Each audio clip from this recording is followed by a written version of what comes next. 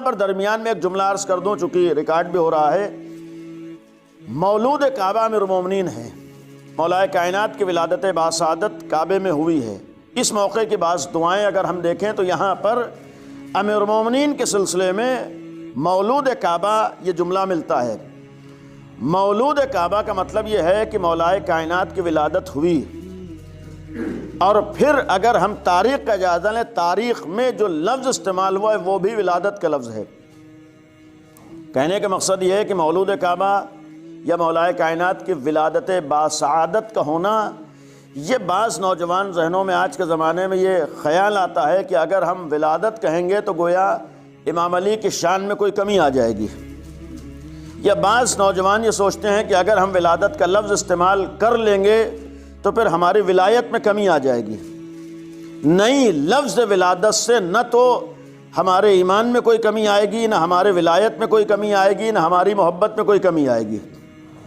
چونکہ آج کے زمانے میں جہاں ہر چیز نئی ہے، آج ہم لوگ ہر چیز کے پیچھے یہ نیا پن جو ذہن میں آیا کہ ہر چیز نئی ہونا چاہیے، بہت سی چیزیں پرانی ہو چکی، اسی میں یہ لفظ بھی ہے کہ اگر ہم لفظ ولادت استعمال کریں گے تو گویا ہماری ولایت کچھ کم ہو جائے گی، ہم چھوٹے موٹے مولائی کہلائیں گے۔ بڑے مولائی اس وقت ہیں کہ جب ہم ولادت کے بجائے لفظ ظہور استعمال کریں۔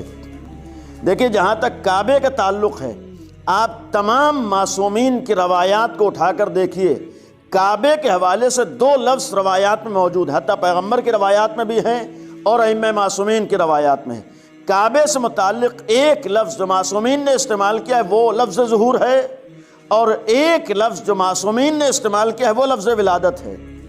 تمام معصومین نے لفظ ولادت صرف امیر المومنین کے لیے استعمال کیا ہے کعبے کے حوالے سے، اور تمام معصومین نے لفظ ظہور استعمال کیا ہے آخری علی کے حوالے سے۔ یعنی آخری علی جو آج بھی ہمارے سامنے موجود ہے، اور وہ لفظ ظہور جو معصومین نے استعمال کیا ہے آنے والے زمانے میں انشاءاللہ ہوگا۔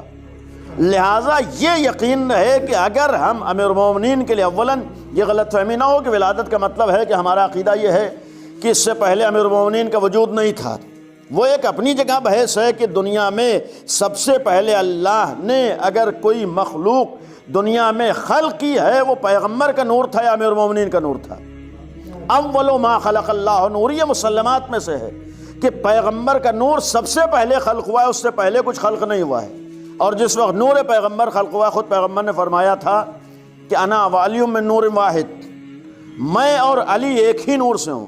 یعنی اس عنوان سے خلقت صحیح ہے امیر المومنین کی ہوئی ہے، لیکن اس خلقت کا مطلب یہ نہیں کہ ہم سوچیں پھر امیر المومنین کی ولادت نہیں ہوئی، ظہور ہی ہوا ہے۔ نہیں، کعبے میں جو ظہور ہوگا وہ آخری امام کا ہوگا۔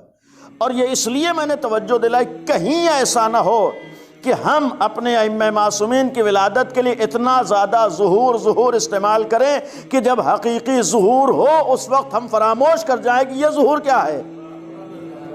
کہیں یہ نہ ہو کہ جب آخری ظہور کا یا اس ظہور کو ہم بھول ہی جائیں کہ کوئی ظہور ہونا بھی ہے۔ نہیں، یہ ولادتیں ہیں، اور انشاءاللہ اس ولادت کے موقع پر، اس مولود کعبہ کے ولادت باسعادت کے موقع پر ہمیں اس بارگاہ میں یہ دعا کرنا ہے کہ معبود، اسی مولود کعبہ کا واسطہ ہے، جس طریقے سے ہم نے مولود کعبہ کی ولادت باسعادت کی خوشی منائی ہے، اسی طریقے سے ہمیں وہ دن بھی نصیب فرما کہ ہم آخری علی کے ظہور کی خوشی بھی منا رہے ہوں۔ صلوات پڑھیں محمد و آل محمد۔